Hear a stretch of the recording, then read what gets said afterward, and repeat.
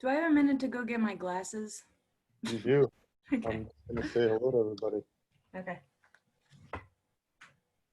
Hi, everyone. Hope all are doing well. We got a booming rain last night, 3 inches. The farm is, I just stopped by the KGD farm this morning, and the farm is looking pretty wet, maybe a little more wet than we want it to, but I'm sure that everybody else is probably doesn't have the type of standing water issues that we're dealing with over there. But in any case, I think everything will be good otherwise. We are just about ready to start here. Want to say thanks so much for coming online to be here with us. Molly's going to be our speaker today. Molly Hubbel is our farm manager. She's running off to grab her glasses real quick. Yes, our water collection tanks are beyond full. We actually need to use that water up. They were, I'm sure, overflowing because 1 inch of rain will fill them up, and 3 inches of rain more than fills them up. So, oh my gosh, sorry, Tamara. I heard your water collection broke. That's terrible. So let me give a rundown on how we have this Zoom webinar set up, so everybody has a full understanding of how to communicate. It's set up that we are just that you can only see myself and Molly. We're not sharing screens, and you guys, we're not activated to talk. We're more gonna function as if you have questions as we go along, please go to the chat. The chat is, if you go, if you're on your computer, the chat is a little box at the bottom of the screen. You can just click on it and type in questions, and I will be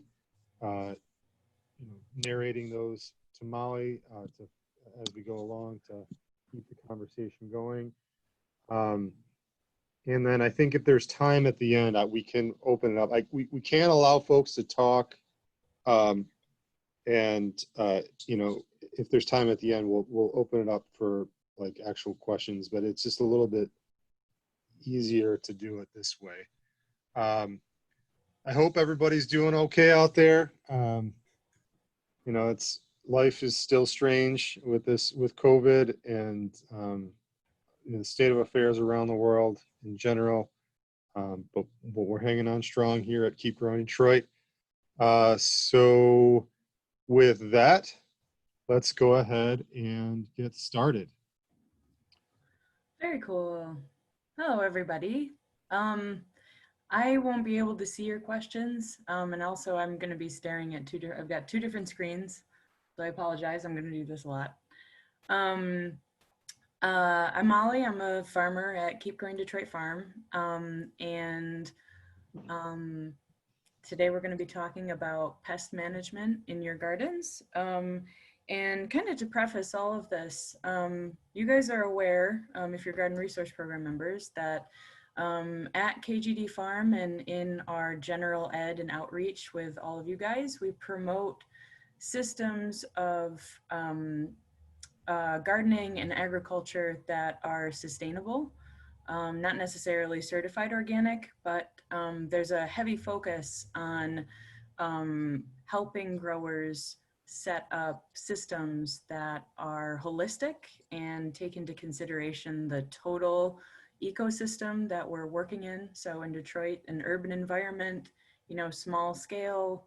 So taking all of those things into consideration, and also when we talk about insect management, we very rarely talk about eradication or we try not to kill as many things as possible, and always with consideration for total ecosystem health. So you're going to hear me, and a lot of the interventions we're going to be talking about today are more about promoting a culture that keeps pests under control, but we're never going to be talking about too much like getting rid of something or using chemicals or pesticides that aren't being applied in a sustainable way, in a way that could hurt or impact the total functioning of your backyards and your farms and your gardens. So just to preface and say, like, that's kind of the culture of this presentation and the culture of KGD and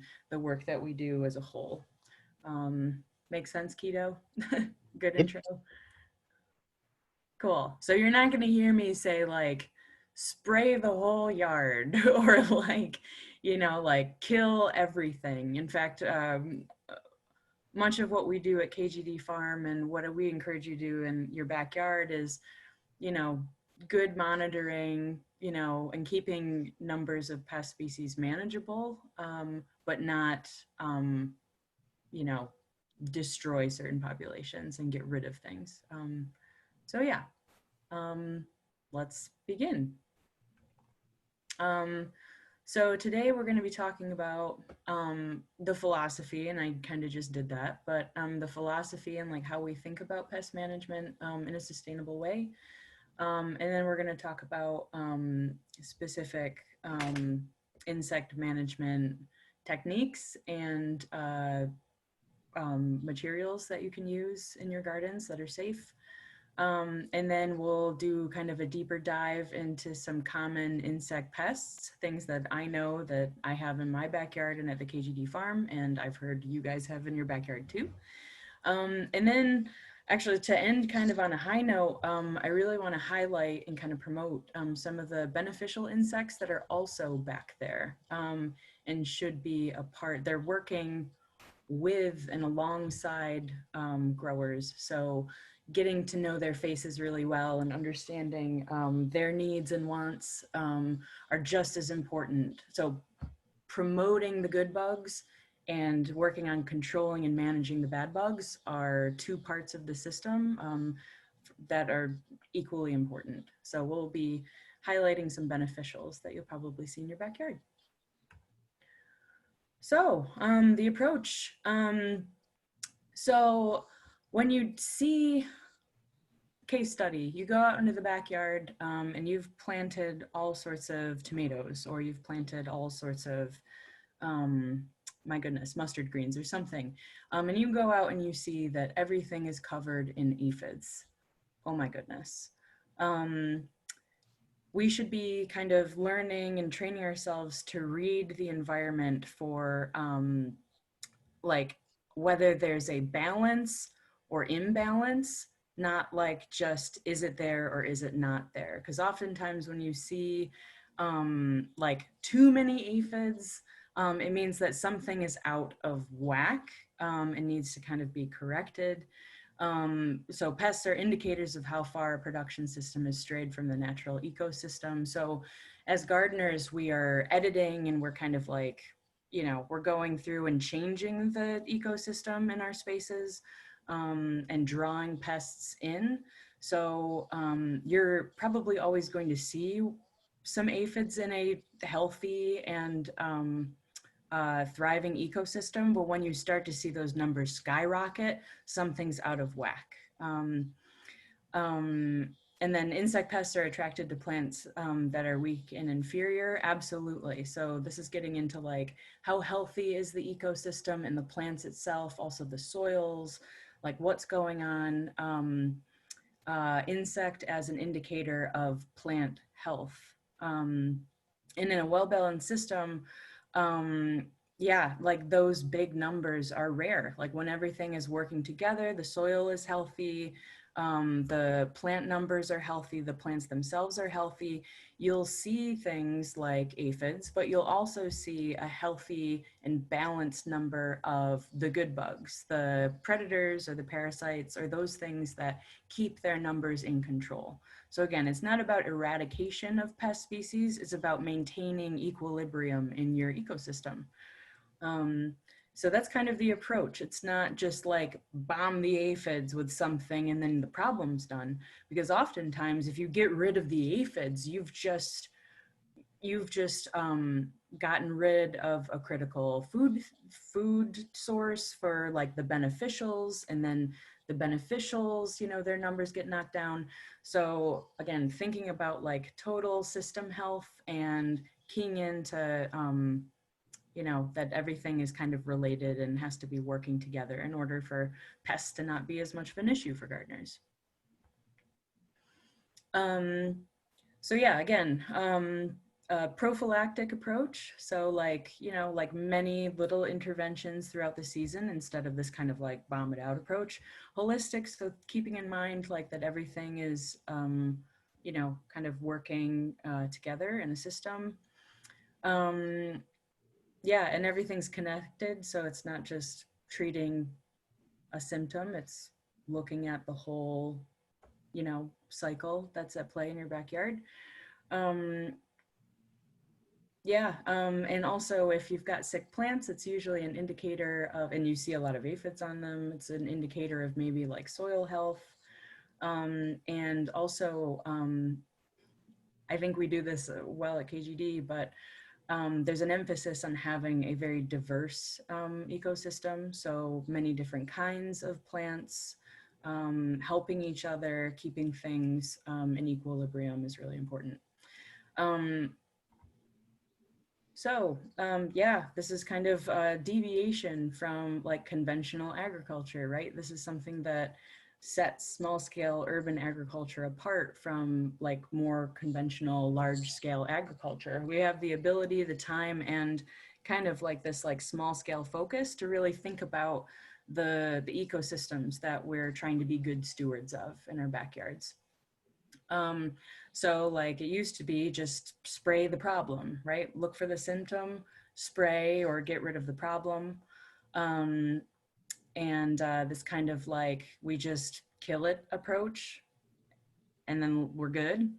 But an organic sustainable approach is a focus on all the pieces of the system, including you know, healthy plants, healthy soils, non-chemical methods, you know, good record keeping and good monitoring is a part of that. So yeah, those two are very different approaches, but one is very beneficial to small scale growers. So cultural controls, before we even talk about interventions, like, I don't know if, Keto, I don't think they can see this, but this, I'm holding up a bottle of neem oil. So one of the best things that small scale growers and gardeners can do is to focus on their growing culture. So before we even talk about interventions, just what are some things you can do in terms of planning, in terms of garden design, in terms of like good gardener health and sanitation that really do have kind of like a trickle down impact on pests in the garden. So resistant cultivars, so that basically means like thinking about plant choice.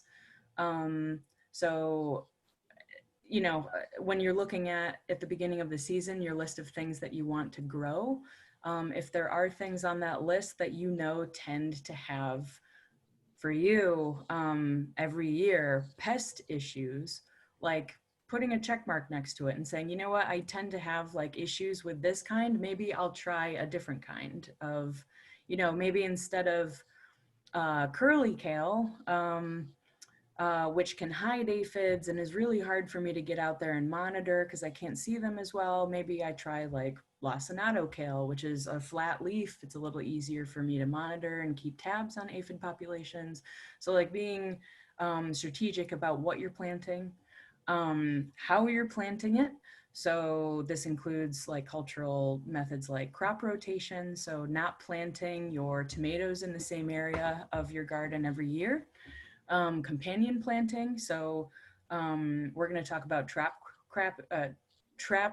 cropping in a minute, but strategic use of different crop families to keep pest numbers down. Timing is a big deal because insects are keying into the weather, just like your plants.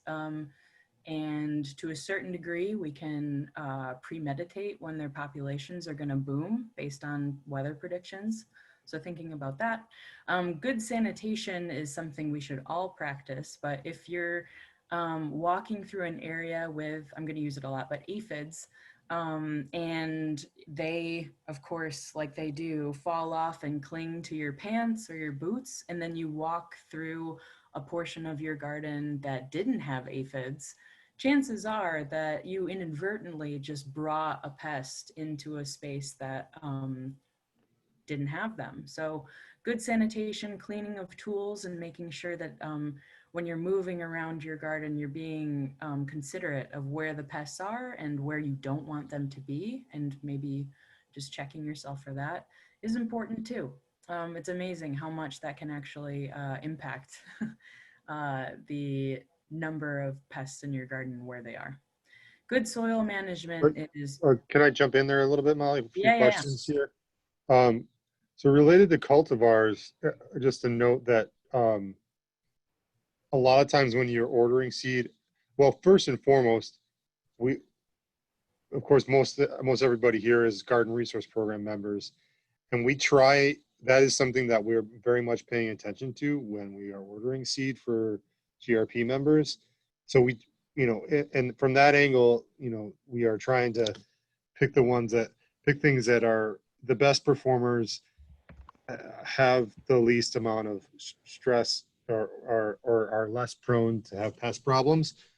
And then related to sanitation, um, another piece with that would be like in some cases, uh, you know, if a plant is, if you have a row of beans or a row of some plant, some type of plant, sometimes there's the runt that gets infected or infested with some kind the pest.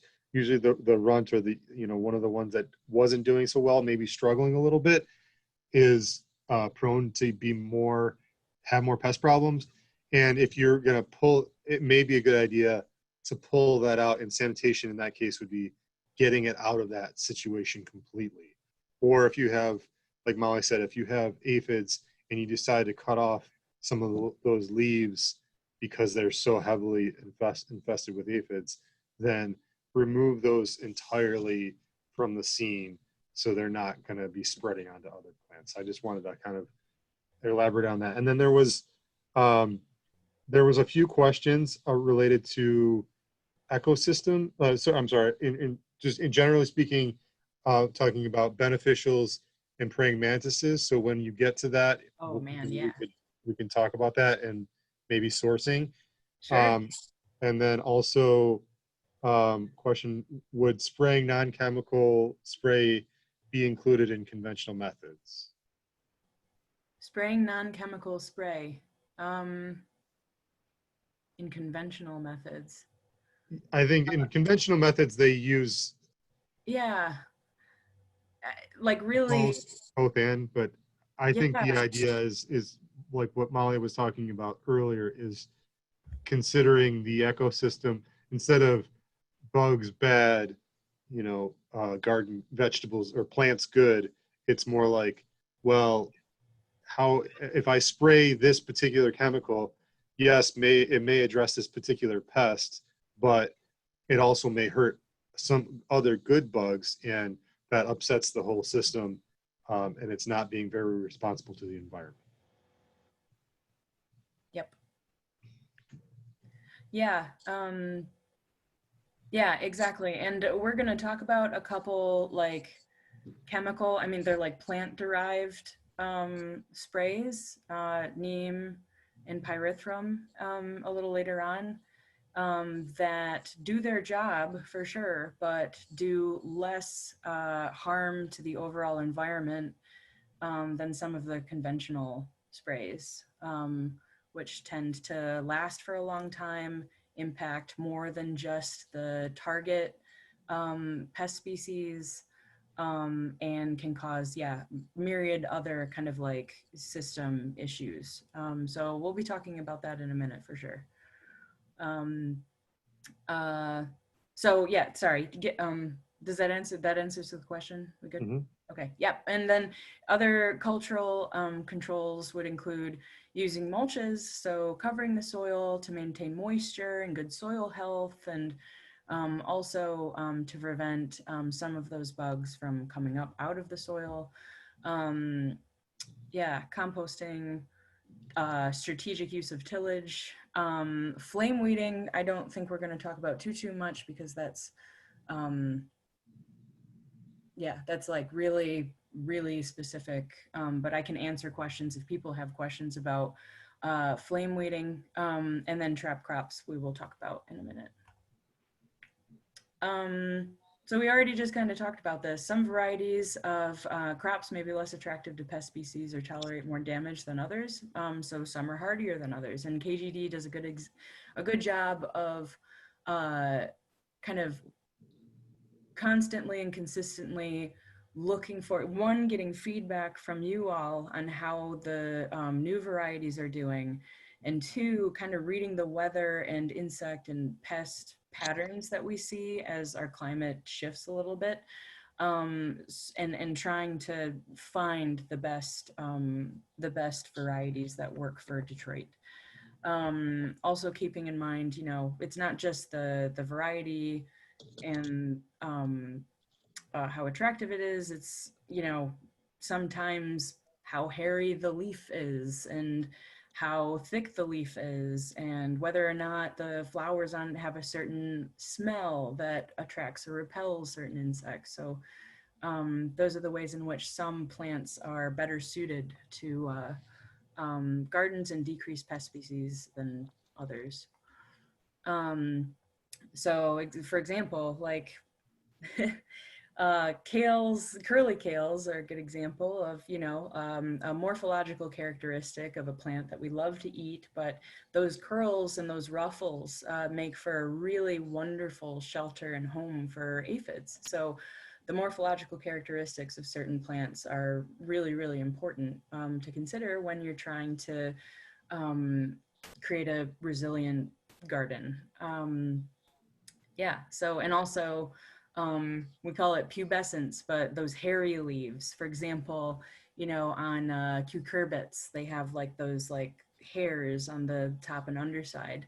Not only is it a great environment for powdery mildews to attach to, but it also makes it easier or harder for certain pest species to attach themselves to it. So keying into what your plants look like is pretty important.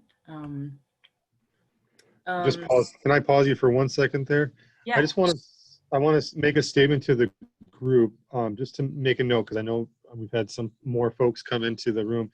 So if you have questions, please be sure and put them in the chat, and be sure and adjust your settings that it's going to all panelists and participants, and attendees, I'm sorry. So all panelists and attendees, so everybody else can see your questions as well. And if you are in the chat and you have, you know, we want to emphasize that it's not just us standing in front of you or virtually standing in front of you guys talking, but that we acknowledge that there's a lot of knowledge in the webinar here, and want to encourage people to respond to questions if they feel like they have the answers. So we'll keep that going, and I'll periodically bring those questions to Molly's attention to answer them as well. sweet.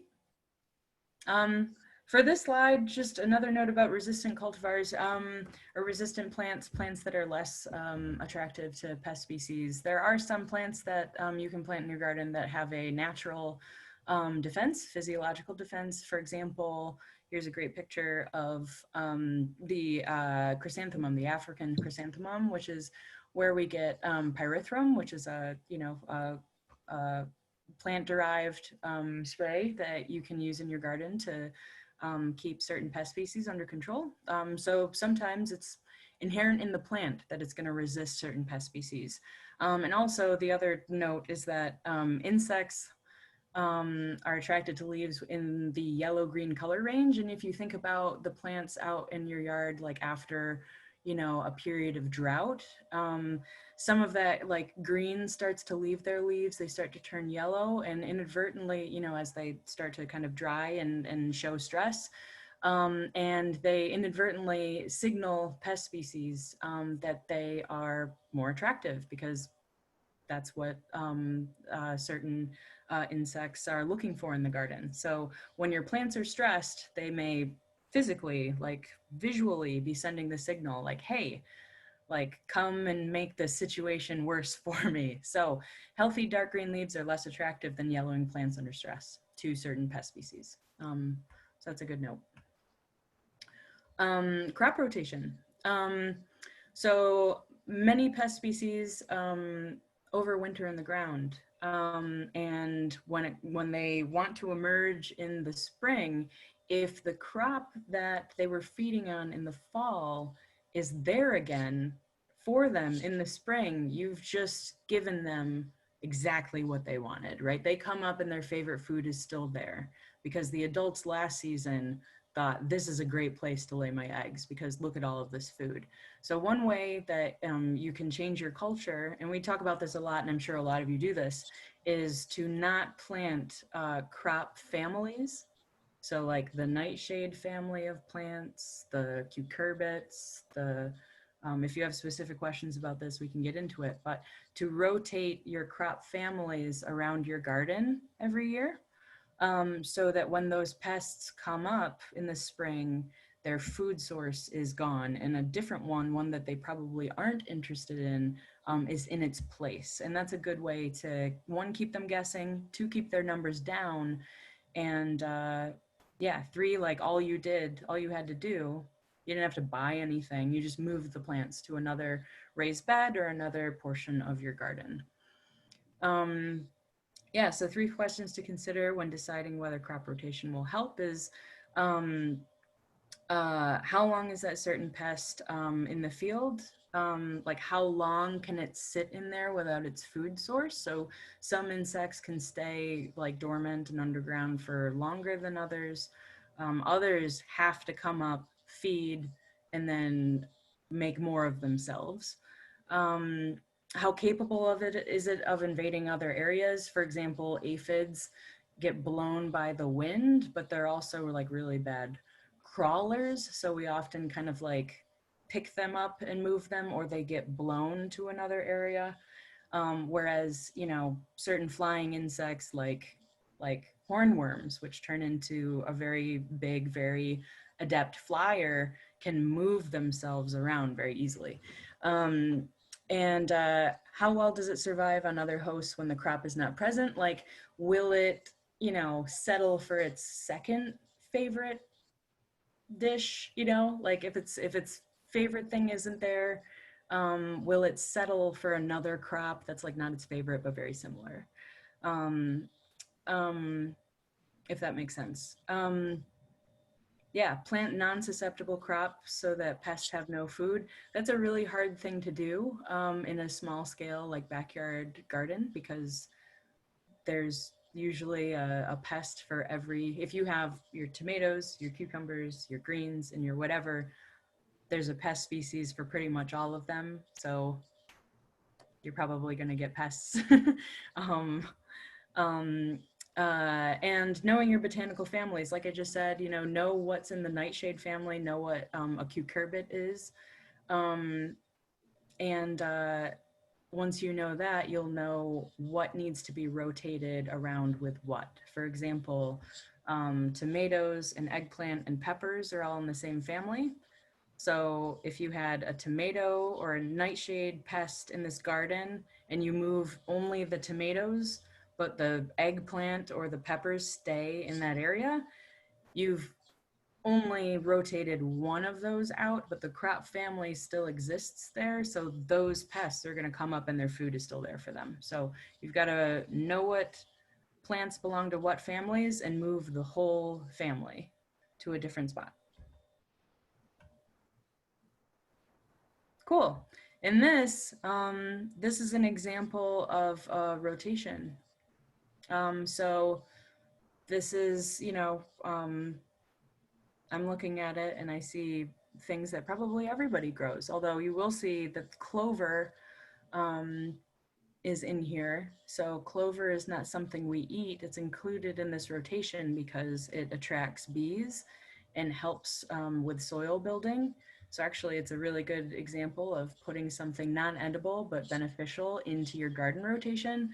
We do this at the KGD farm, which is great, but I'm not gonna dwell on this for too long, but we've got the different crop families, and this is a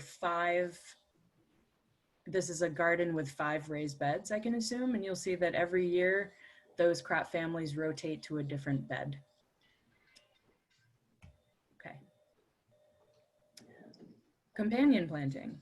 So using plants that you would grow anyways in tandem with other plants in order to repel or trap or yeah, knock down the numbers of pests for the plant that you what do I want to say? Like you're really excited about. So yeah, in terms of plant choicing, putting certain plants next to other certain plants in your rotation to help knock pest numbers down. Yeah, catnip and tansy repel aphids. There's a question about whether Artemisia repels flea beetles. I don't know if anyone has experience with that, but so if you know that you like catnip, I unfortunately have a catnip situation in the backyard, so I have it everywhere. Catnip is an incredible spreader, but it also means that it's there and it's kind of driving me nuts, but it also means that certain pests in that bed are also not present. So it's kind of like this give and take. I'll give the catnip a little bit of space in order to benefit from it repelling certain insects like aphids. And I don't know if anyone has specific companion planting questions, we can answer them to the best of our ability. Yeah, one thing that I do in my backyard and at Keep Growing Detroit is plant nasturtiums as a trap crop around brassicas. They will trap and hold aphids as they get blown in, and they're less affected by high populations on the leaves and in and around the flowers, which are edible. And they tend to almost act like aphid wind barrier. So I'll plant them as like a protective border.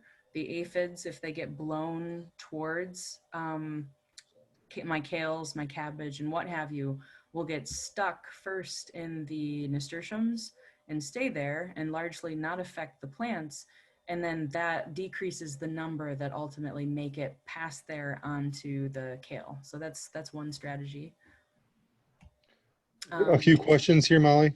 Yeah. So let's see. For question mark, marigolds near tomatoes. And then does calendula repel pests the same way that marigolds do?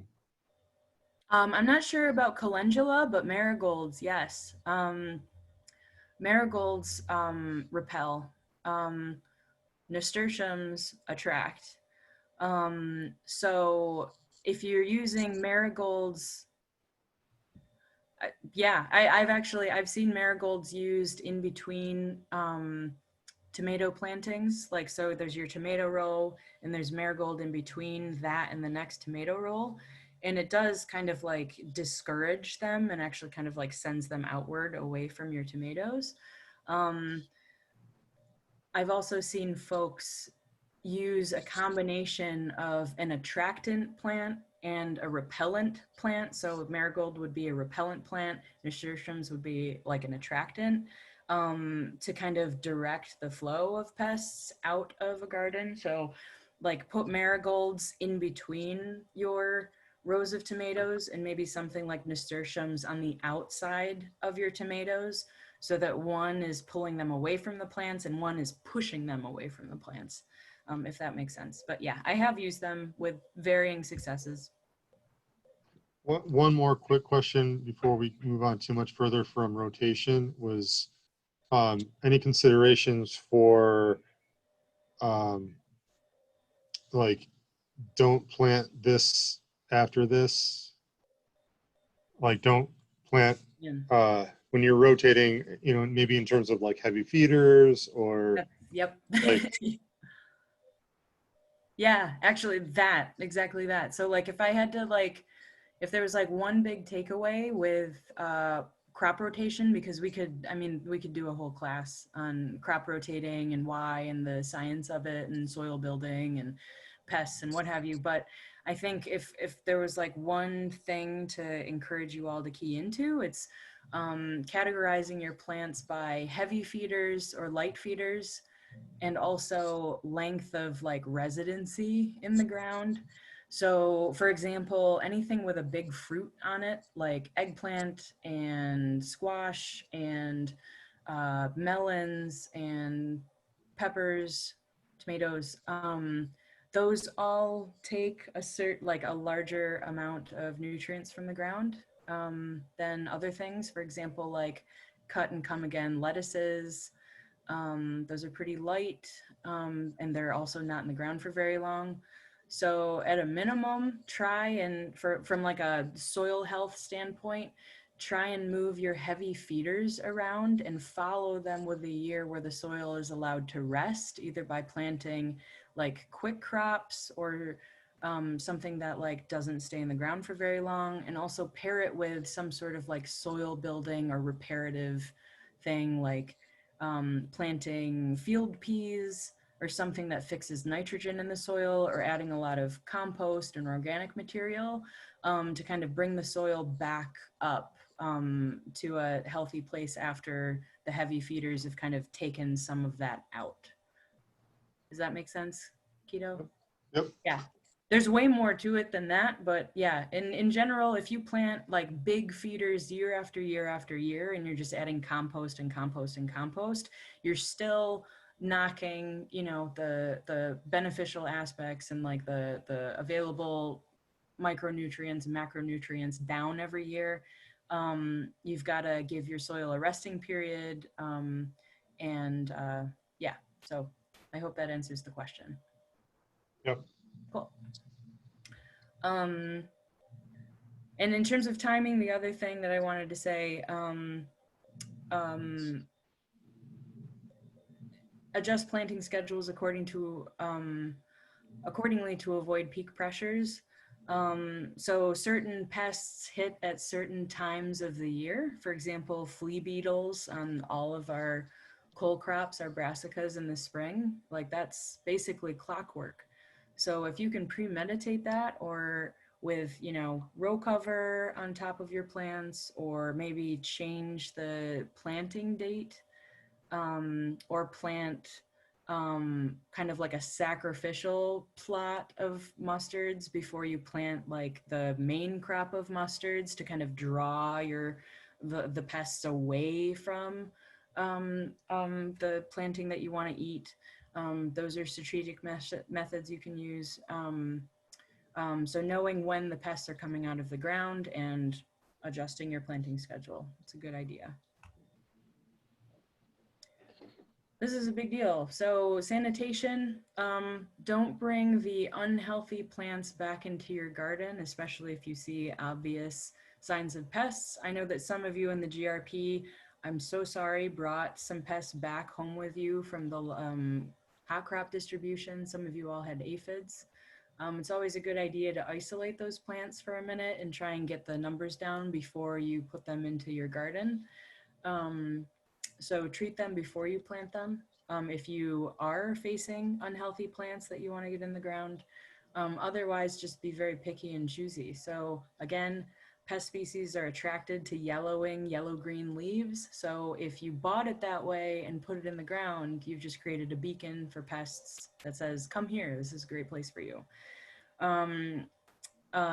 Remove your crop debris. I am bad at this. I tend to harvest and just kind of drop stuff in the field as I move because I move quickly. Just practice good management of, and good sanitation in your fields. If you are picking off aphids and just dropping the aphid impacted leaves on the, in your pathways, you haven't actually removed the problem. So make sure that you're keeping it clean. And that's what I have to say about sanitation. Also, make sure you're like washing your gardening gloves.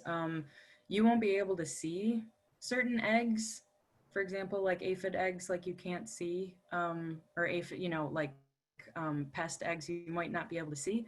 And gardening gloves that are like rougher, made out of cloth, you may actually be like brushing them from one plant to the other as you work. So like hot wash your gardening gloves and clean your tools. Cool. A few questions here. Yeah. So in terms of related to if you have like sick or yellowing leaves and on a plant and the rest of the plant looks great, yes, please do remove them and put them in the compost pile. That's fine. Or if you feel like it's got some kind of disease on it, then maybe it's better to put it in the garbage.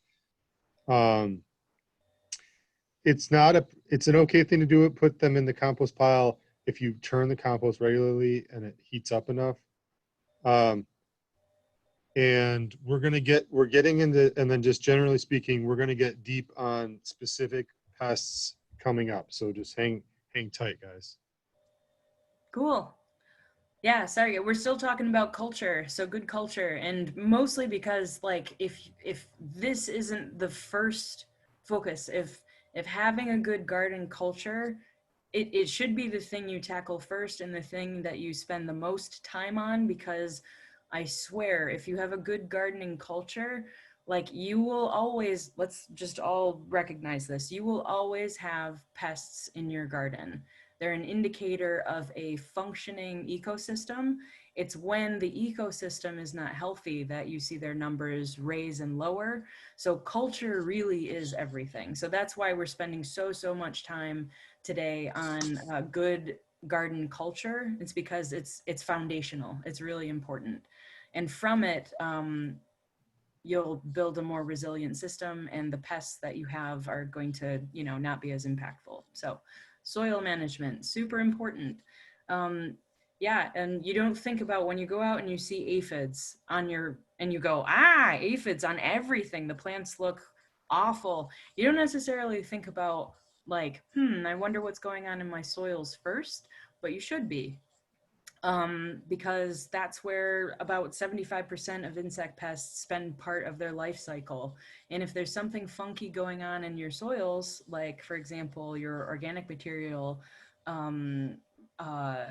content is out of whack, or there's something going on in there, that's where pest issues tend to start. So if you have a healthy soil ecology, you tend to have healthier numbers and like more, balanced numbers of pests in your overall garden.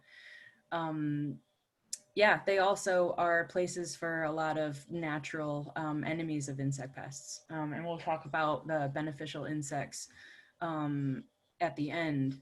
But yeah, you also have pathogenic fungi and nematodes, in addition to like beneficial wasps and beetles and the like in your soils. And if your soils are not healthy, the beneficial insects and organisms that are there to help you out also aren't there.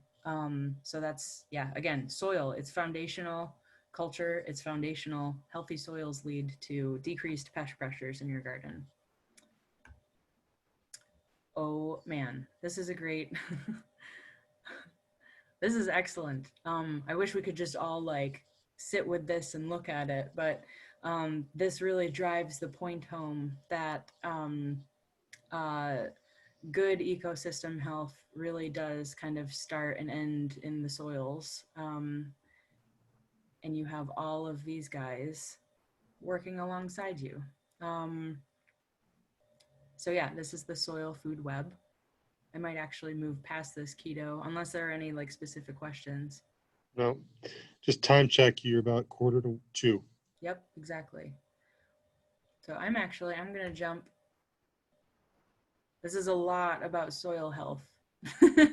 um, if I'm gonna, yeah, speed things up a bit, make sure you're adding organic material to help all the beneficials in their populations grow in your garden. Keep them covered with mulches to, maintain good, like, moisture content and to prevent runoff.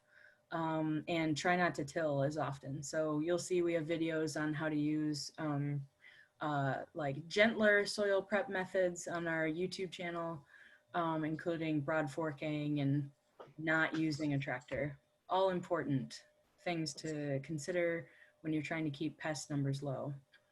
Um, at KGD Farm, we use plastic mulches mostly for soil moisture retention and to keep weed species down, but they also help to keep the pest numbers down as well, especially those pests that originate in the soil. It creates a barrier between them and the plant. So, for example, we plant our tomatoes, or did this year, into plastic mulch. And I could imagine that's going to help us in terms of keeping the hornworm numbers down. Reflective mulches can reduce thrips and aphid populations in crops. Those are like fancy mulches. If you've got specific questions about that, we can answer it. Yep. And there's a good picture of what we're doing in terms of plastic mulch around our strawberries. This has more to do with weed pressure than pests, but it's just a example of using a mulch to help out. Try to reduce tillage as much as possible. Again, 75% of all your beneficials are coming out of the ground to help you out. And if you're tilling them and disrupting their life cycle and their home with regular tillage, you are putting yourself at a disadvantage. So try and give them as nice a home as possible by not tilling as often, keeping the soil covered over the winter to maintain, soil moisture, and plant things like ground covers, like that clover, which will give them the really nice, all of those guys love to live in and around the root masses of cover crop plants. So having them in there gives them just like a really nice home. There you go. We already kind of talked about trap crops a bit. It's a crop used to either lure or repel. That's the opposite, but certain pest species away from main crops, or what they call cash crops, the thing that you're trying to protect. They are, again, not as effective with things that don't have wings or aren't great flyers. Like, yeah, spider mites get blown around. If there are any specific questions about trap crops, maybe we can answer them. Here's an example of a trap crop, so being used. So these mustards are intercropped with the broccoli. They are the trap crop. So in this way, they're trying to attract certain pests to them and keep them or pull them off of the broccoli in this field. Cool. And then, yeah, I think manual controls or physical controls. This includes going out there and crushing them with your fingers. So going out there with a cup of water and plucking things off of if you have a small garden, this works. If you have a really, really big farm, this is maybe not economical for you. But going out there and creating physical barriers or manually like crushing and getting rid of pests is another thing that you can do. So hand picking, mowing to keep, you know, certain weed species down, strategic pruning, shaking the plants. Just, you know, for example, flea beetles are really flighty, they jump.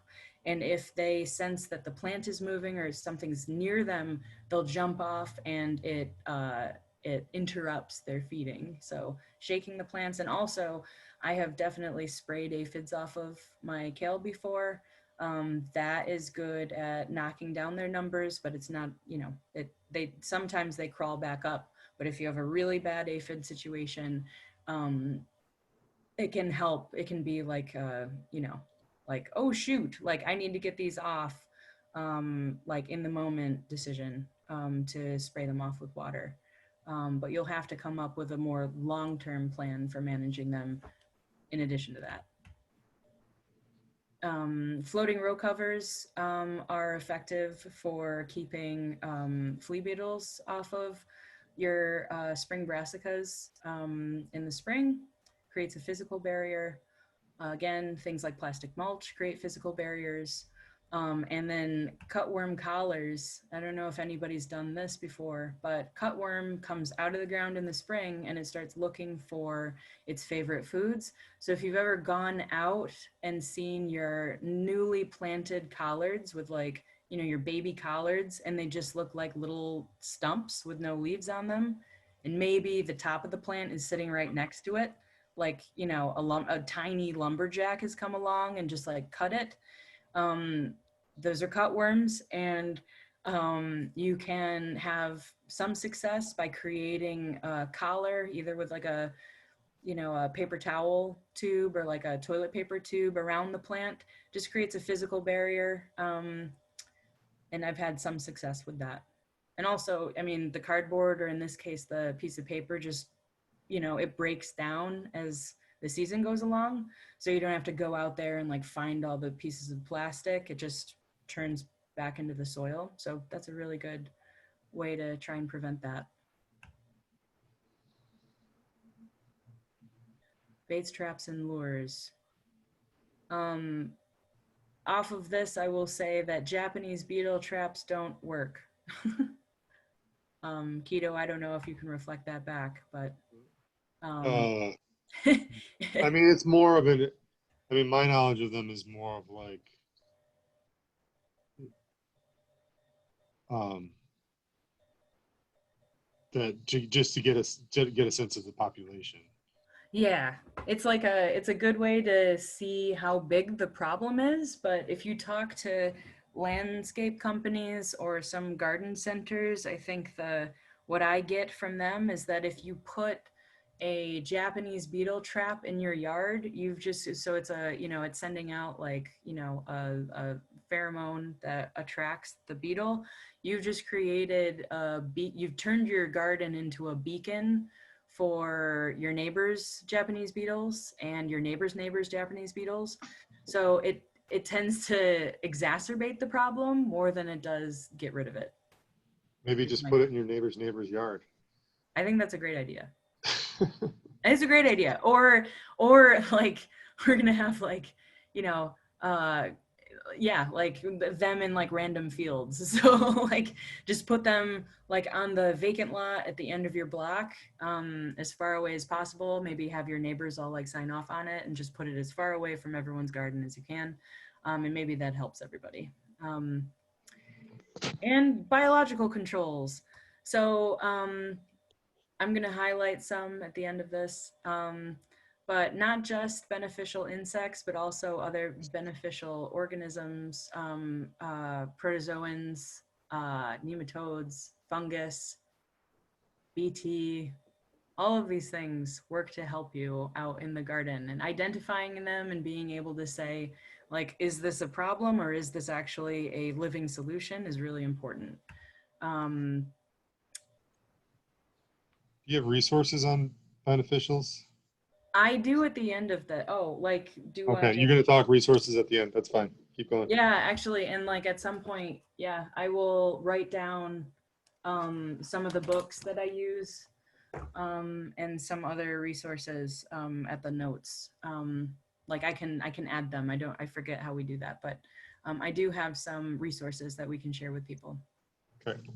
Okay, so now the meat and potatoes, right? So you already, let's just say you already have all of those practices in place. You have amazing soil health.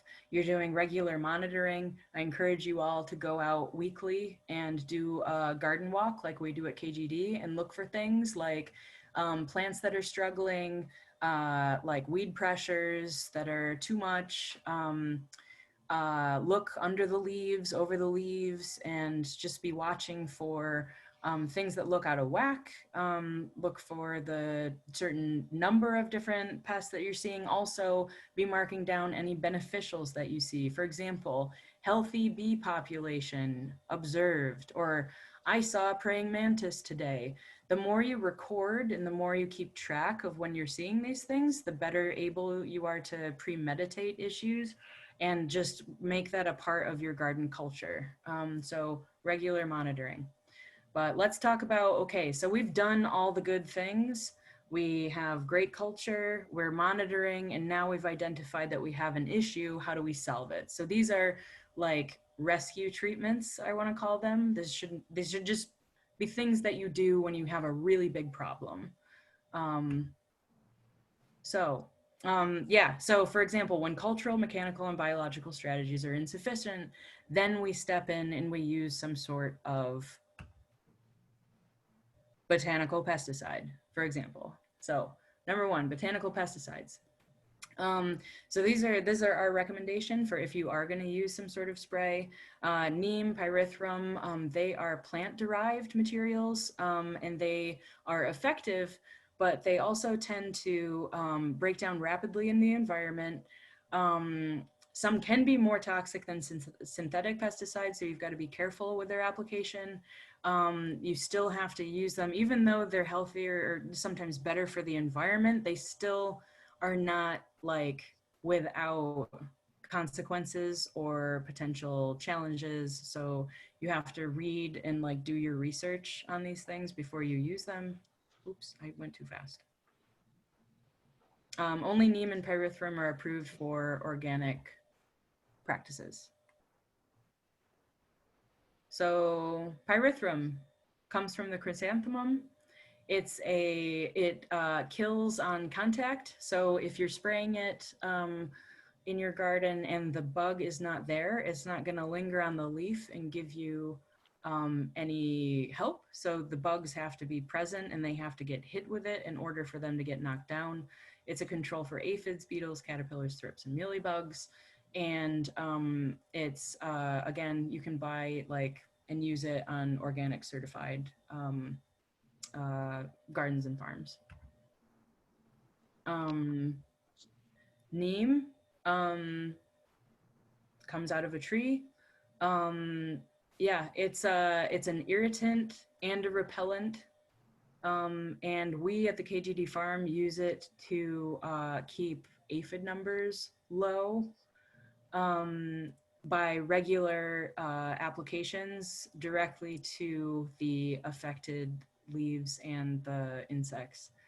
And I have, I'm holding it up here, but it comes in a little bottle like this as a concentrate. And then it has all sorts of information that you have to read on how to dilute it. And your application of this changes depending on what crop you're applying it to. So it's one of these things where you go out in your garden and you look at your different crop families, and you're going to have to apply this differently based on those crop families. And all that information is in the information packet that comes with it. Also, this has to be kept. Some of the things we're talking about break down if they're not stored appropriately, or some of the things we're going to talk about are living. So you have to keep them happy, or some of these things have a shorter shelf life. So for example, if you're buying, we're going to talk about it in a minute, but like BT, which is living, you can't expect it to have any kind of helpful properties like if you stored it in your garage for 3 years. So some of these things are living, and you have to keep that in mind. Gotcha. Microbials, so living pesticides, not as toxic, more selective and softer.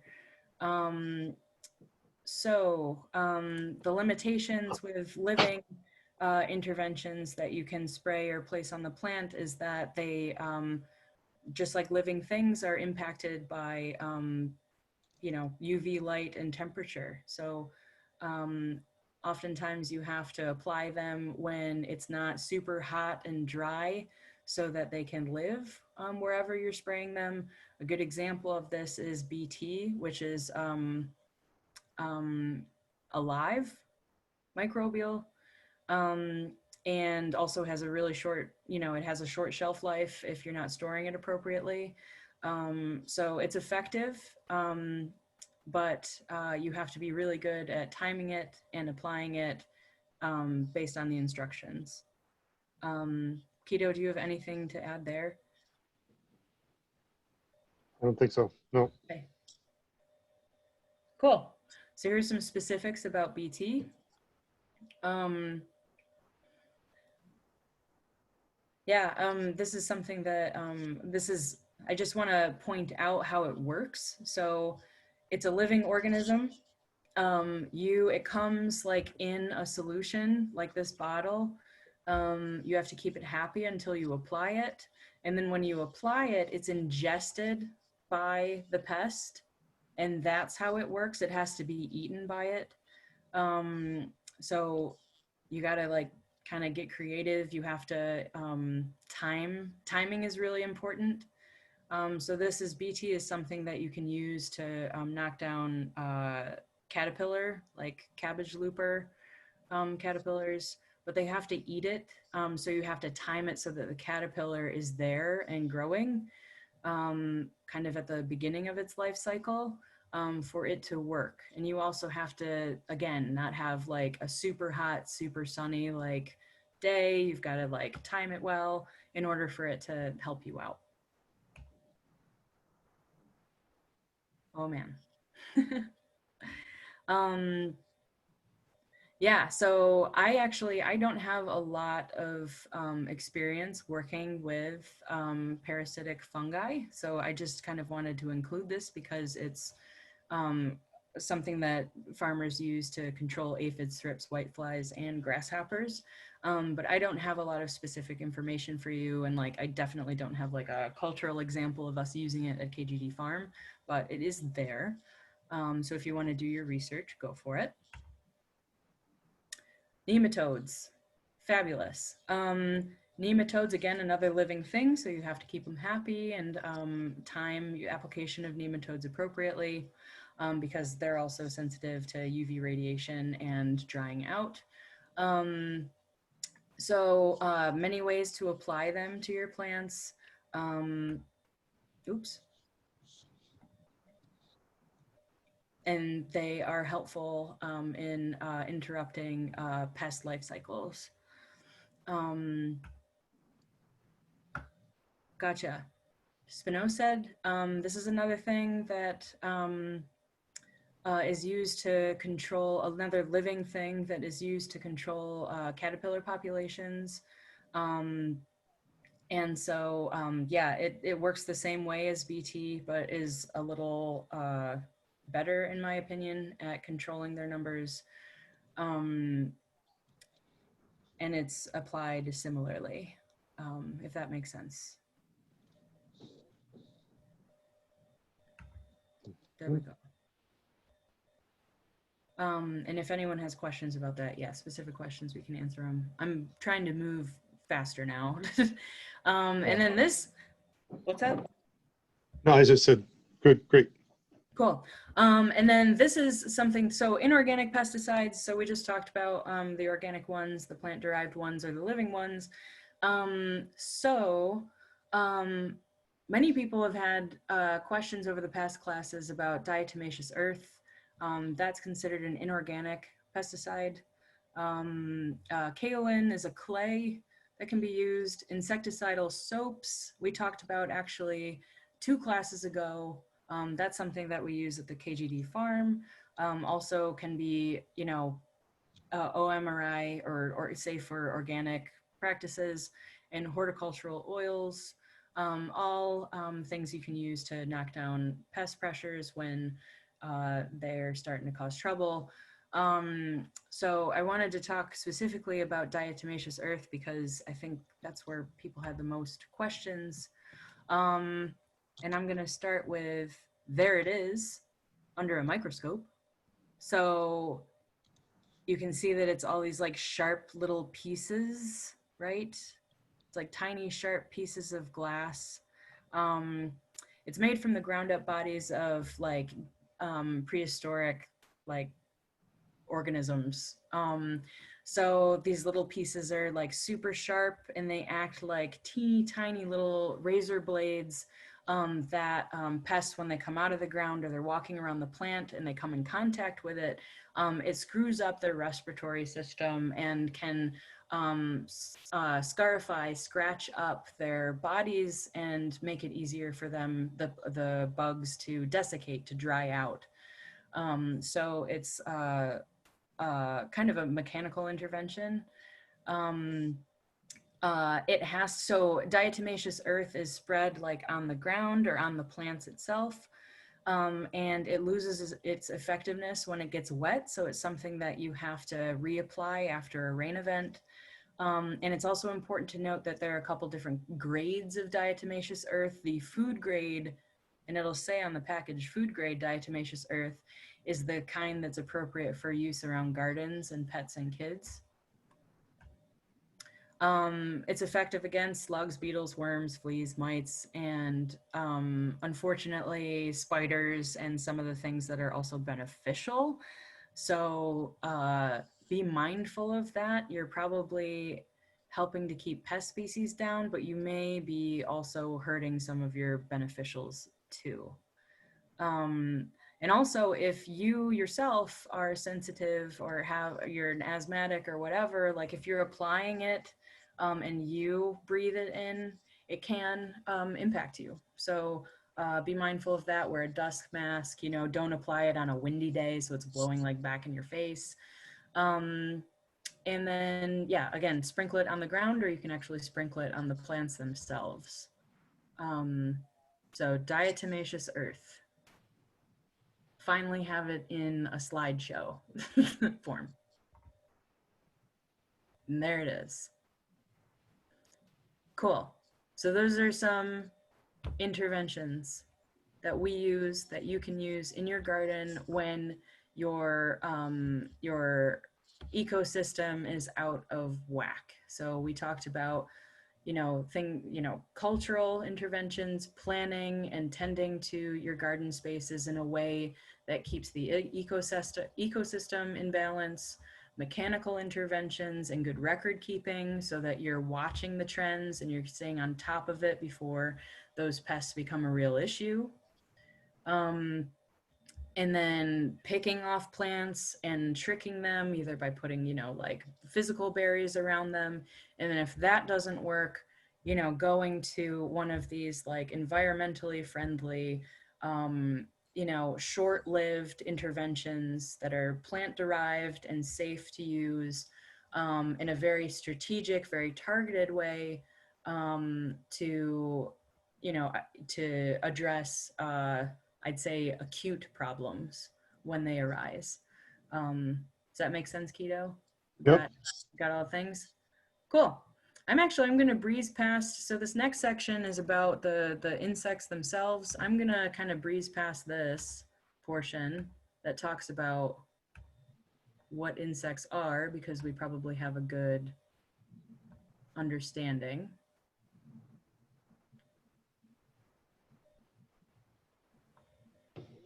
Aphids. Perfect. So I'm going to talk about a couple things that you're seeing in your garden right now. So aphids, raise your hand if you have them right now. Probably everybody. So it's critical that we understand the life cycle of all of, as growers. We don't just say, they're here, but we need to understand. And that's why I had slides on like understanding the different insect families and kind of like their morphology, because when you understand the enemy, you can premeditate its movements. So aphids overwinter as small eggs on the stems and leaves of cabbage plants. So if you ripped out your cabbage plants in the fall and put them in the compost and didn't let your compost get hot enough and didn't turn it, and then you brought that material back into your garden in the spring, chances are you just brought eggs back into your garden, because that's what their life cycle looks like. They reproduce themselves many, many times over the growing season. Unlike some things that, have one life cycle or two life cycles, aphids are reproducing all the time. So something to consider. And they look like this. I almost didn't have to, I'm pretty sure you all know what aphids look like. Sometimes they're red, sometimes they're green, sometimes they're gray. You can see here, I'll just call your attention. This is like a shedded skin, I'll say. So like that white stuff, it's not an aphid, it's an aphid that has grown and gotten bigger and shed its skin. So you'll see those too. And this is actually aphids on a tomato plant. So what do we do about it? So number one, encourage beneficial insects. Ladybugs eat, and many other beneficial insects eat aphids, and their larvae eat aphids too. So a couple different points in the ladybug life cycle are working for you in your garden. So when you see the ladybug beetles, say thank you, and don't crush them. So check your plants regularly by flipping the leaves over. Aphids love to collect around the growth tips of the plant, the youngest of the leaves, so like the top of the tomato shoot, the top of your peppers, and they also really, really love flowers. So knowing where they like to live is really important. When you find them, you can crush them by hand. You can spray them with soapy water. Use a dish detergent. Don't use antibacterial hand soap. That's really important. So use a dish soap. If you're going to be adding or using a soapy water to knock their numbers down, the soapy water prevents them from being able to breathe, is how it works. So you can use a dish soap diluted in water sprayed on the insect itself to try and knock their numbers down. And of course, you have to reapply that fairly regularly, to say once per week, until the problem goes away. And you can, if the plant is established enough that it can afford to lose some of its leaves, you can cut them off and remove them. If they're really badly affected and you're not as great at like getting your compost hot, maybe just right into the garbage. But if you have a really good compost culture, you can put them into your hot compost and get rid of them that way. Also, yeah, you'll see here, good management of aphids includes making sure that you're keeping your garden clean. So if you have effective leaves, don't just drop them in the pathway or around the plants, because they're gonna stay there and come back onto other plants. So remove them and keep leaf litter to a minimum. And also we talked about, before I go on to flea beetles, we talked about using things like, you can use neem oil, and you can also use insecticidal soap like Safer soap to knock down aphid numbers. If you have questions about that, let me know. Flea beetles. So this is like an early spring cucurbit, or excuse me, early spring brassica issue. Again, the adults overwinter in leaf litter. So having a clean garden and removing leaf litter from your beds at the end of the year is really important. Yeah, exactly, because they have less protection over the winter. They love the brassica family, so that's where you're going to find them in the spring. And they lay their eggs at the base of the plant, and second generation emerges in late July and August. So if you had an issue on your spring brassicas this year, round 2 is going to be coming up in the summer. So if you're going to be planting fall brassicas from your GRP distribution coming up in July, I would recommend that you plant them either in a different raised bed or a different portion of your garden than where your spring brassicas were, because chances are you've got flea beetle eggs in the ground that you're just not seeing. And that's what they look like up close. Little black dots, and they create these circular, they look like little hole punches, sometimes right through the leaf, and sometimes they make these little round windows. I think most of us have seen damage. And they are, oh, I'm sorry for the formatting. They're really hard to keep on top of. Once beetles with their hard protective shells are hard to manage, because things like diatomaceous earth it's harder for diatomaceous earth to kind of like scratch up their hard shells. I don't want to say they're like, you know, completely without control, but it's really hard to do once they're, in their adult form. So really rotating your crops, removing an old crop debris and keeping your garden clean, putting row covers over your crops right after planting in the spring can help. But if you're planting your crops into an area that had a flea beetle issue last year, all you're doing is creating a protective bubble for those flea beetles to come up and thrive on these plants. Row covers only if you're sure you're planting and those plants are in an area where you do not have an issue with flea beetles. Can Yeah. I just add that one other kind of strategy with the row cover is to lay it on the plants. Like instead of keeping it, usually when we put row cover on, we try and like lay it down tight so it doesn't blow around. But if you set it up in such a way that it's actually like flapping in the wind, that's annoying to the flea beetles. They're really jumpy and they don't like to be like, they don't like movement, and they will evacuate the situation if they're tossed around too much. So that the flapping of the sheet on top of the plants, as long as it's not flapping too much, is kind of another strategy that I've heard people talk about. Sweet. Very cool. What was I gonna say? Oh, and timing, the last note, timing. So if we know that round 2, second generation of flea beetles is going to be coming up in July, if you can afford to push your fall plantings, so remember when we were talking about culture, we were talking about timing and crop rotations. If you can afford to hold off a little bit and plant your brassicas later in the season, so after early July when we know they're going to be emerging out of the soil, then you can maybe trick them a little bit and not give them their favorite food right when they're starting to merge out of the soil. So somewhere around late July might help you out. Cucumber beetle. These are the yellow and black striped beetles that we see all over cucurbits. Melons, cucumbers, and the like. They overwinter as adults, just like flea beetles in the garden. So good sanitation and cleanliness is really important.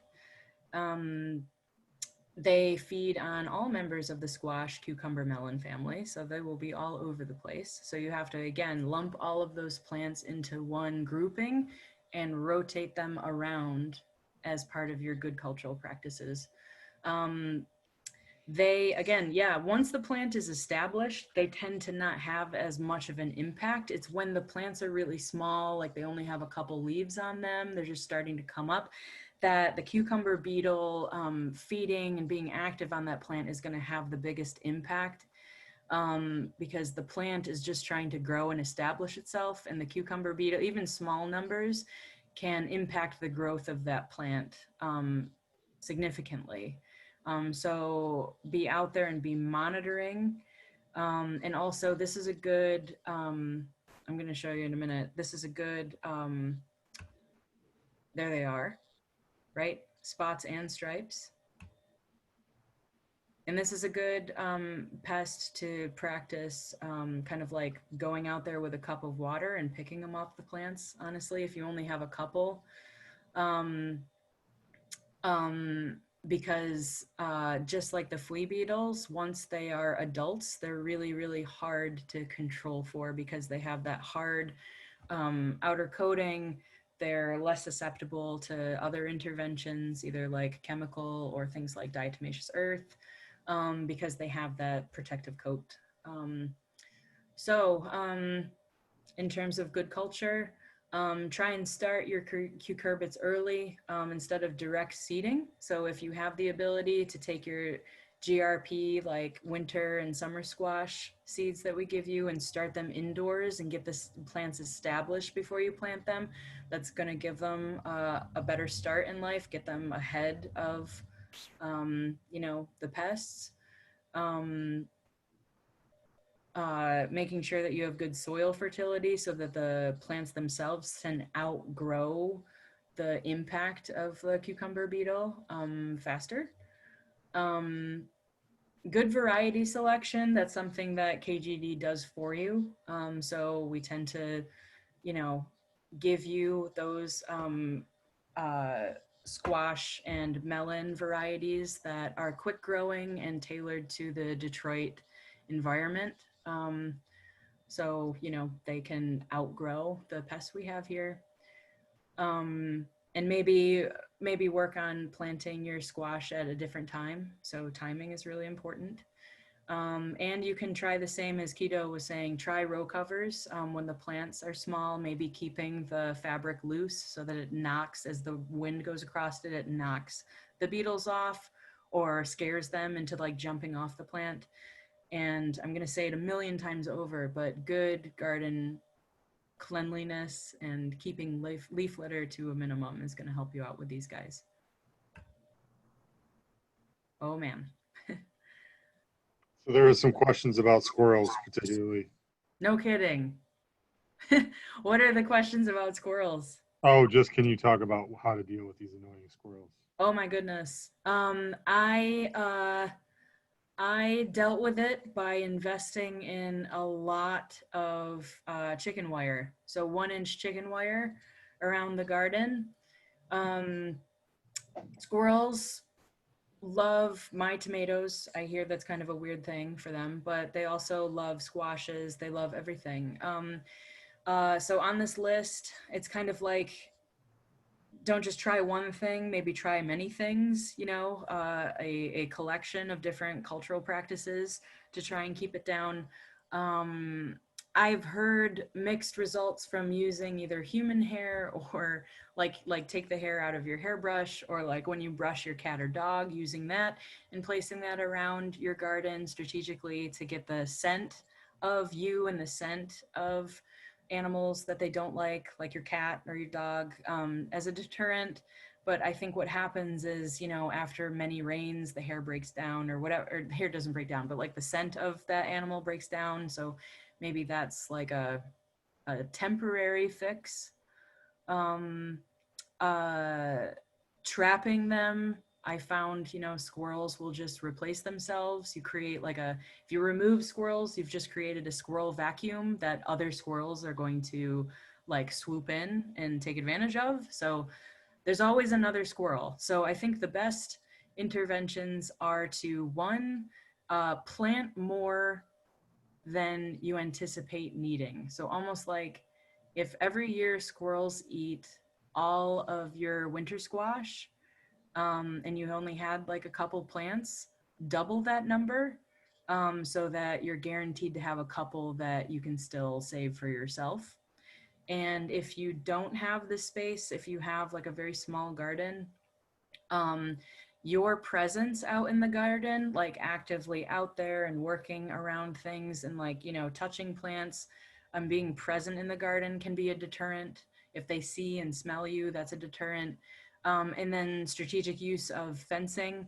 So squirrels and other rodents, you gotta kind of get inside their head in order to keep them out of the garden. Squirrels don't like climbing anything that isn't solid under their feet.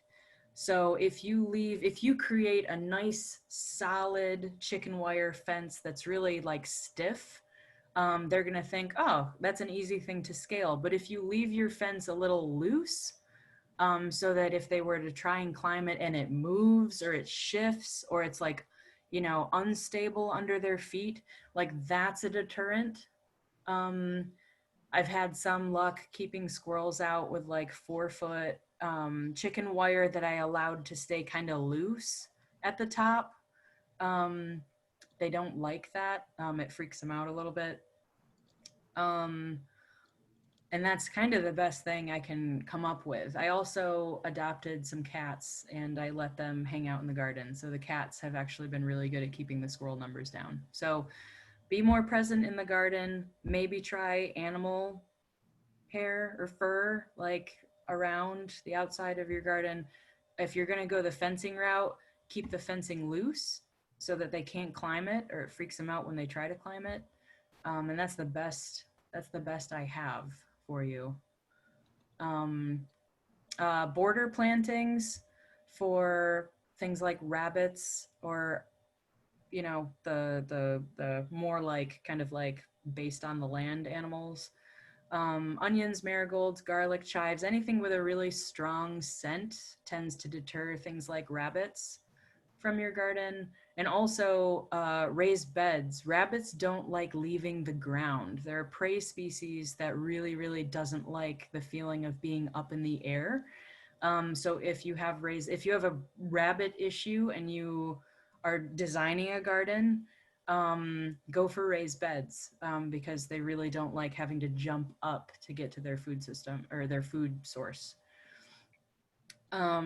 Soap bars, I don't have a lot of experience with, and repellent sprays, which are usually the urine or urine of like a predator species, or blood meal, which is just kind of like stinky and reminds them of like bad things. Um, Commercially available, things that you have to reapply and also you have to live with and smell as the gardener who works in the space. So if they don't like it because it's stinky, chances are you are also not going to like it because it's stinky. But and also after a rain, some of the benefit is lost from those sprays, so you have to reapply. Um, but you can use them. And then, yeah, adopt a cat or let your neighbor walk your dog or walk their dog around the perimeter of your garden so that their scent is around. And I have a quick note about these guys. I had questions about groundhogs. I'll bet some of you have groundhogs. Some of this kind of like wilder nature is creeping into the into Detroit, especially as our gardens start to like come on and we're creating the amazing environments for them. Groundhogs are extremely destructive animals. They tend to clear cut and they will eat pretty much any crop that you put in there in your gardens. The best method I've come up with is actually fencing. So you have to, when you put fencing around, you need to make it loose because groundhogs will actually climb things. They're very good climbers of trees and fencing. So keep the fencing loose and also bury a portion of the fencing into the ground so they can't dig under it in order to reach your garden, at least 10 inches or 12 inches into the ground because they're amazing burrowers. And then find a neighbor with a really big have a heart trap. Groundhogs love sweet fruits and they love cantaloupe. So you've got to bait that trap not with like peanut butter, but you've got to bait the trap with uh, I get frozen mixed berries and they can't resist it. So trapping and relocation. is really important for groundhogs. That's my groundhog spiel. And I wanted a quick note about these guys. These are hornworms. This is something that we have in big numbers, usually at the KGD farm, and I do at my own farm. Hornworms overwinter as pupa in the ground. So like those little brown capsules in the ground that look, I don't have a good picture of them, but they overwinter right next to last year's tomato root mass in the soil.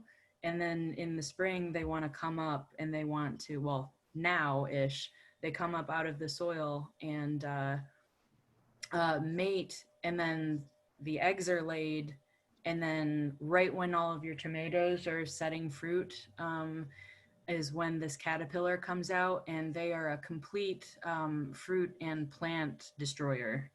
If anyone's had experience with these guys, they will strip a significant amount of the foliage off your tomatoes in an evening. So they're also really well camouflaged. So the best way I've come up with to keep their numbers down is to, one, move the tomatoes every year to a different plot of land in the garden so that when they come up, their food system isn't there.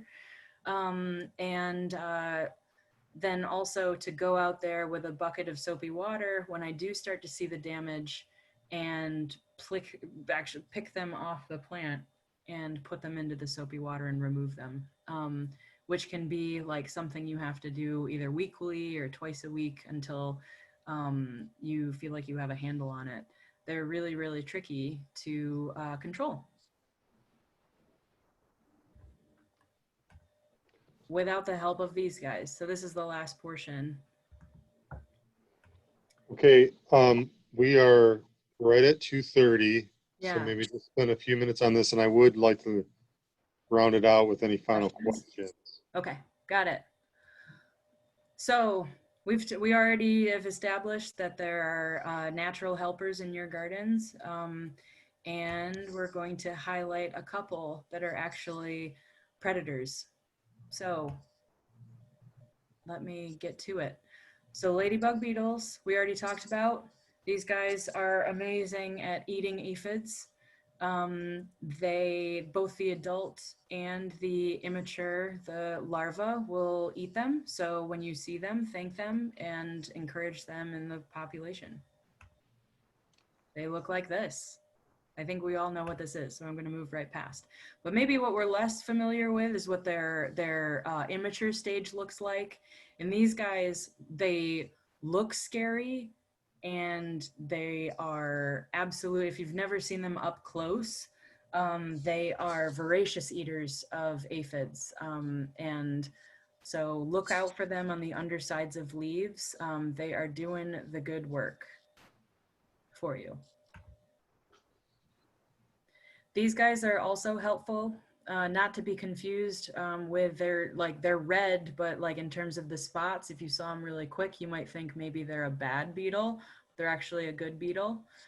So this is the pink spotted lady beetle. Just a heads up, they're out there also working on the aphid populations for you. Ground beetles, so these guys aren't climbers, but they're down there helping you out with soft-bodied insect, like early stage insects, larvae as they're emerging. Also their own larvae are helping you out to control. So these guys are like, you know, on the ground doing the good work. They also can control for snails and slugs, and they're big and they're fast and they're your friends in the garden. You probably won't see them though, because they usually hide during the day and come out and are active at night. Assassin bugs. These guys are pretty scary looking. I feel like most of us have seen these guys.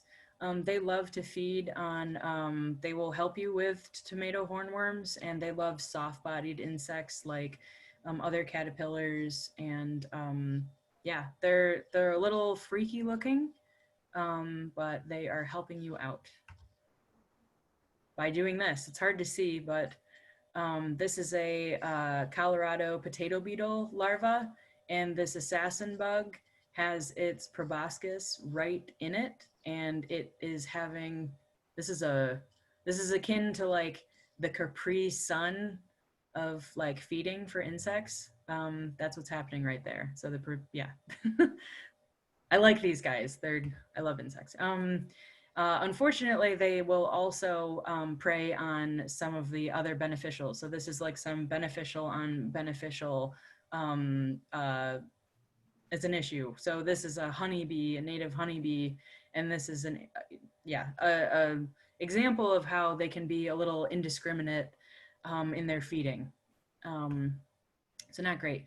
Green lacewings, both their larvae, which look scary and have huge mandibles, are really great at eating aphids as well. And they look like this when they're adults. They're really beautiful, light green, and they fly around and they're very ethereal.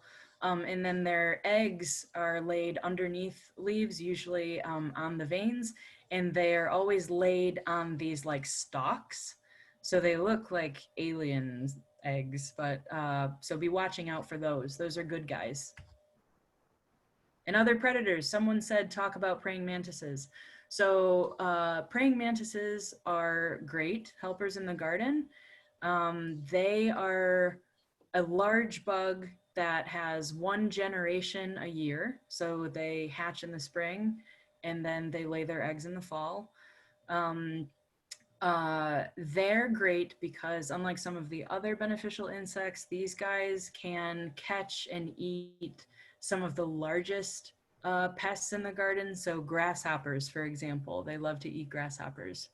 The only downside, they're great bug. I don't want to knock them too hard, but they don't have as big of an impact because they don't eat tons of pests. So like a grasshopper, like is like a huge meal. Like they're not, so for example, like other beneficials will eat many eggs or many other pests in their lifetime. Grasshoppers will eat a few, or praying mantises will eat a few pests before they're like done for the season. So they're great, but like in a limited way. So you can either increase their numbers or just like know that they're working for you, but like they're only really knocking down a couple grasshoppers in their lifetime, not like tons. And also shout out to all the spiders, even the scary looking ones that are spinning webs. I know they're scary, but they're doing good work for you. And you can buy praying mantis eggs usually in the early spring at Eastern Market. I think there's a vendor there that sells the egg case. It's called an Uthika. It looks Who's like, that? what's that? Who's that? Who Who's sells what? them? I don't know their name. I don't know their name. I know that they usually are there in, I think, May. It's usually around Flower Day. They do like 1 or 2 weekends, and they're usually in Shed 3. Okay. I don't know their name, but I can find it. But I will encourage all of you, because I do this at my own farm. In the fall, I go and walk through vacant lots with a lot of grassy, like tall grassy brush. And I bring with me a bucket and a pair of scissors, and I scout for the praying mantis egg casings. You can do this in September, October. Be on the lookout for them. And you can collect your own, bring them back to your garden, and then place them around, and then you have your own. So you can either buy them or go scouting for them. I'd be happy to answer people's questions about how to find those, but I do it every year. Okay. We have so many other things, but I think we have to move on, right? And do questions? Yes. Yeah, I think we are definitely going to share your slides with the group at the end. Yeah. And also another handout resource that we usually use that's got that's gives some really good references on how to deal with different pest issues in each circumstance. But let's kind of open it up for questions. And I guess a few that are on the list here that are have you ever heard or done anything with ultrasonic pest uh, ultrasonic tools that are used to deal with I have. pests? I I have. don't know much about that. Well, is that more for like mammals? I would suspect so, but I'm not sure. I'm not sure. I haven't. That's the no. I don't have Yes. experience with that. There was a question earlier about blossom end rot on squash, which would be similarly if you're having on any kind of fruiting crop. Usually it happens mostly on tomatoes, but if you're having sunken brown or dark spots on the bottom of your fruit, that's typically blossom end rot, and it's related to, it's kind of a connected thing between lack of water or lack of consistent water. What it really is a lack of calcium, but the water is the vector there. So that's just a note. But if anybody wants to, I guess, can we buy ladybugs is a question. Susan Rutherford said that she bought one of those sonic things on Amazon and didn't do anything. Got it. Good to know. You can buy ladybugs. They tend to not have the loyalty. Like you can't buy loyalty with ladybugs. So yes, you can buy them. You can buy like packages of these things, but unless you're releasing them in a closed environment, like a greenhouse or a space that like has walls, chances are if they don't kind of like attach and like think that your garden is amazing, you are basically just buying ladybugs for the general neighborhood and not for your garden. So they tend to go off and find their favorite place, and it may not be your backyard. It may be your attic, in fact. Okay, other questions? First year garden had no issues at all of everything's going good. Any recommendations on how to make sure next year goes good too? Oh my God. Yes. Do what you did this year. In fact, take a moment right now and if you didn't, record all the things that you did this year, like when you planted, what you planted, how you amended your soil, how you watered, like how often you were there. Record right now before November and you forget all those things so that you can repeat next year. This is something that I have a hard time doing. And I'm like, how did I have such a good year for, last year was so great for cantaloupes, but like I didn't write down how I did that. So make Yeah. sure take 5, write it all down. And I guess what just as a like count, like a thought though related to that is every year is somewhat unique, and sometimes pest pressures there'll be a particularly bad year for this or for that, and same goes for different types of weeds. So I mean, I think generally speaking, the garden every year is learning something new and trying different things, and that's part. If we look at it as that's part of the fun or part of the challenge, then it makes it a little bit easier to deal with each season. Good point. Okay, any other thoughts, questions?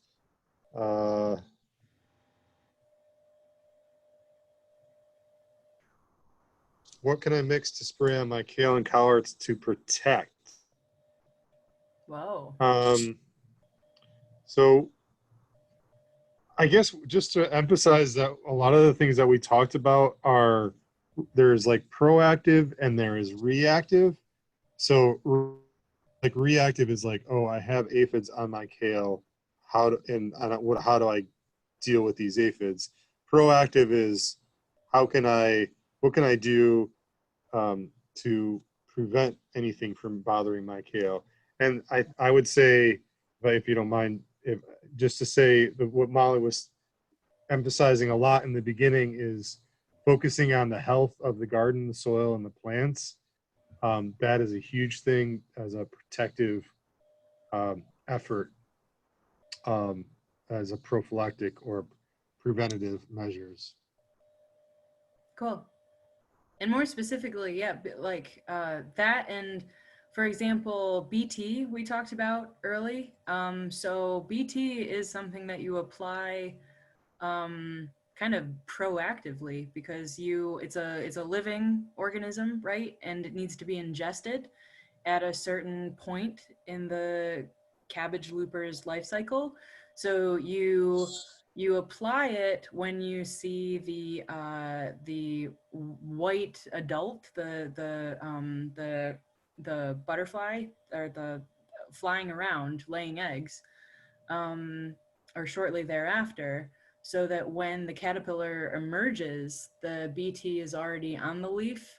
So it is slightly preventative.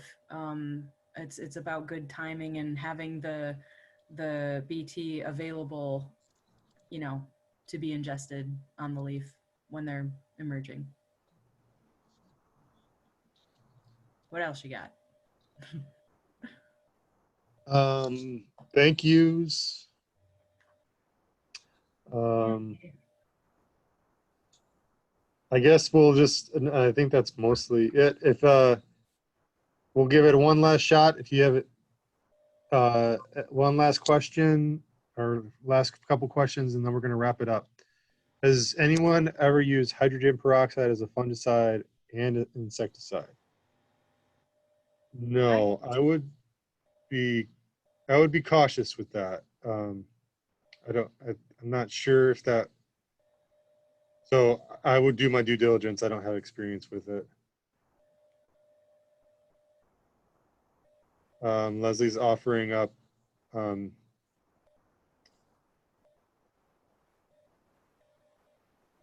Yep. Yeah. Yeah, I agree with that. Mint, clove, also, garlic oil in solution as a deterrent for mammals. They Oh don't yeah. like it. So you can use like a garlic in solution oil around the perimeter to deter rabbits and the like. Yes. Yes. Ooh. Okay. Well, this has been an engaging conversation, I would say, and well, or presentation. We didn't get. I very much miss interacting with people in person. I'm sure Molly does too. Yes. But I think this has gone pretty great. And thanks, Molly, for your time and effort into this presentation. Thanks. Thanks everybody for coming on to hopefully soon enough we'll be in the same space together and we can combination of online classes and in-person classes. So with that, for those, if you happen to come in late, just to let you know, we will be sharing the slides and some resources from the class. And I do have a recording, I think, from the presentation today that we can share with folks. And I think we'll wrap it up there. Thank you, everybody. Thanks, guys.